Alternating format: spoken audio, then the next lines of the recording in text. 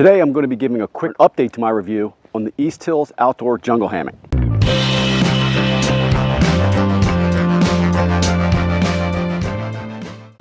Hey guys, welcome back. I wanted to put a video up real quick on the Easthills Outdoor Jungle Hammock, but not the hammock. I wanted to put an update to the review I did on the tarp.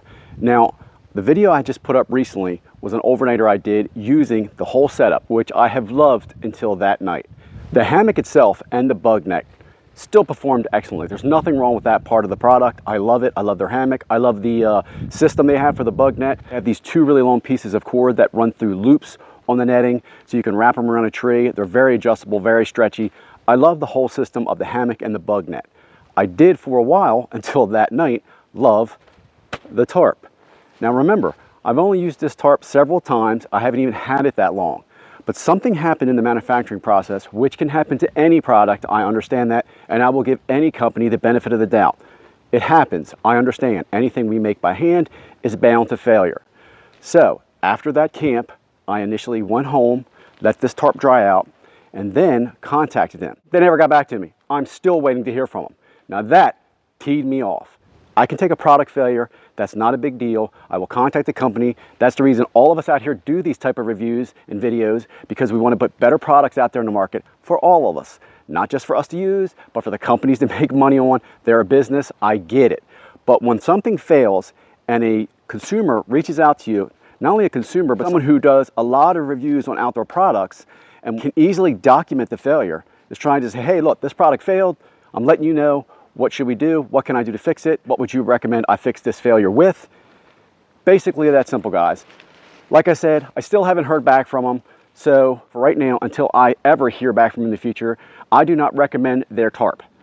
If you want to buy the product, I don't know if you can buy the jungle hammock without the tarp system with it, but I do recommend still the bug net and the hammock itself. But if you have a chance to buy or use another tarp besides this one, I recommend that, going that route. I did think it was funny when I first got the product, being a tarp used for a hammock system, that the tarp had a seam in it.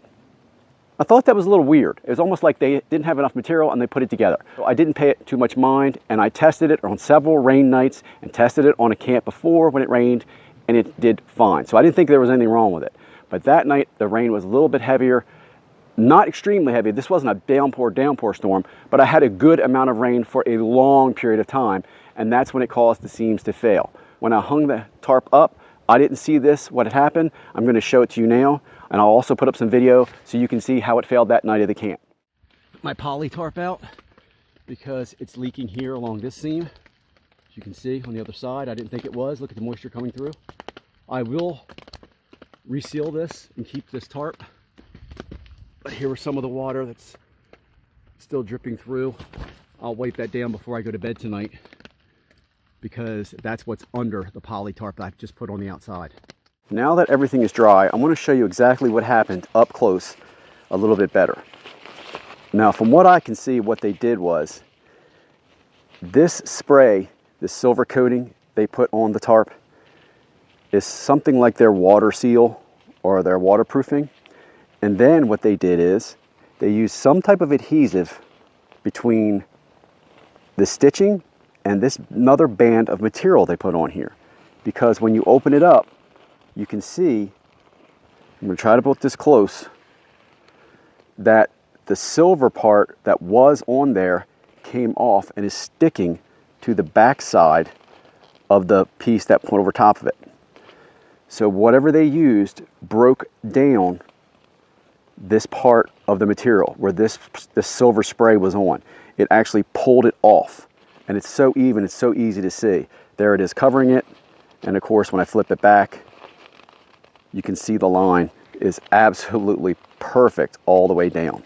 And that's happened all the way down the tarp. Now what I'm going to do is hang this up and seal it. I'm going to fix it. I'm going to keep it. It is a tarp, and then I will test it again after I seal it. There you go. You see, it's a plain, simple failure. It's probably very easy to remedy. I don't know why Easthills didn't get back with me. I'm hoping they do in the future. If they get back in contact with me in any way, guys, I will put up a video, short or long, and let you know. But I'm going to do a video of me sealing this so you guys can see how I seal stuff especially on a tarp like this where the failure is a little bit different. I'm going to seal both sides and go from there. But for right now, I don't recommend buying any Easthills outdoor tarps. Thanks for watching, guys. Please like, share, and subscribe. I'll talk to you guys again real soon. I'm out.